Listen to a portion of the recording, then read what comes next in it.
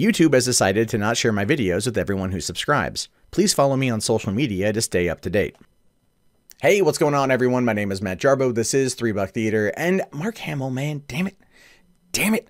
I'm trying to figure out what his game is here, because clearly the look on his face in this image that I'm using feels appropriate for this type of video. So as we know, at the end of The Last Jedi, Luke Skywalker died, and it was very divisive amongst fans. I understand the argument there about the legend of Luke Skywalker, the legacy of the character, how that kind of transmitted throughout the galaxy, kind of leading, trying to be the spark that lights the fire of the resistance. I get all of that messaging, still find it to be bullocks, but I don't think I'm the only one that thinks this crap anymore. And I do think that Mark Hamill's original comments about Jake Skywalker and the way that Rian Johnson handled episode number 8 kind of falls through with this particular interview in the Washington freaking Post, where he says here, "I'm not convinced I'm dead." Mark Hamill on Luke's fate. Now, he even said it here. This is a quote. "I'm not convinced I'm dead." That's Mark Hamill talking about himself and the character that made him a star and an enduring cultural icon in the moment Star Wars hit theaters in 1977, so 41 years ago. Now, in the latest installment of the franchise, The Last Jedi, he returns as Luke Skywalker, who goes poof before your eyes in the movie's final minutes. Now, when they were talking about this, he does kind of make a bit of a joke, and he says here, "With me, what are they going to do, fire me? Well, no, they can kill me, but they've already done that already." Right? Now, it's okay, a little joke, to which case the interviewer says, "So is Luke Skywalker really dead?" To which case Hamill responds, "Is he?" Because I said to Ryan, look, until why didn't you have the mechanical hand plop down on the rock? That's not part of his organic body. Now, just that little exchange right there is enough to make diehard fans kind of perk up and go, what the hell?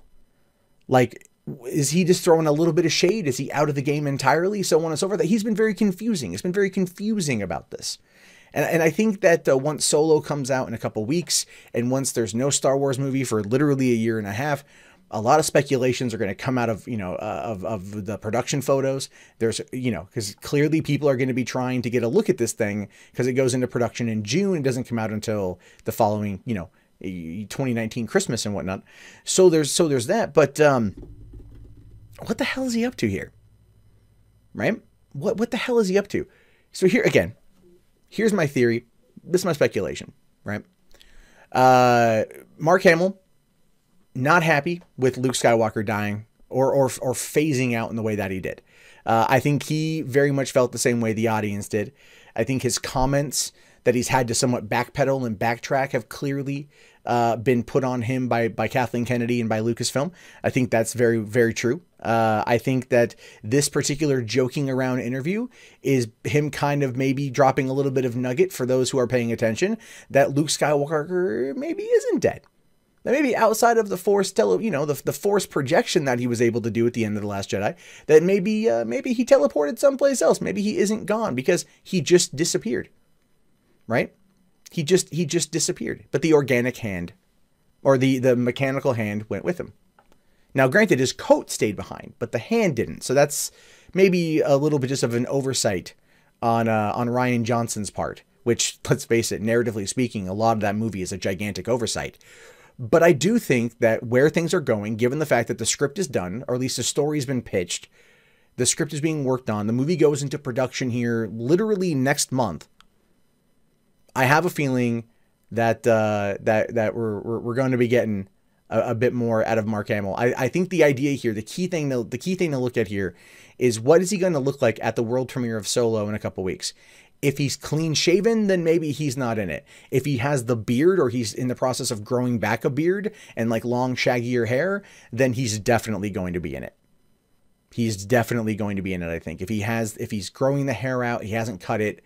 We see him here with short hair, but they can put a wig on him. That's fine. But it's the facial hair they'll have trouble reconstructing. So that's what I'm looking at here. And I know that's kind of an out there theory, so to speak, but that's going to be, I think, a key indicator for what to expect out of episode 9. Because I think JJ is going to try to right the course, right the ship, bring it back home, and make up for a lot of what happened in The Last Jedi. Which case, and at this point, looking at the all the side stories that they've put out there, like the Canto Bight has a novel, right?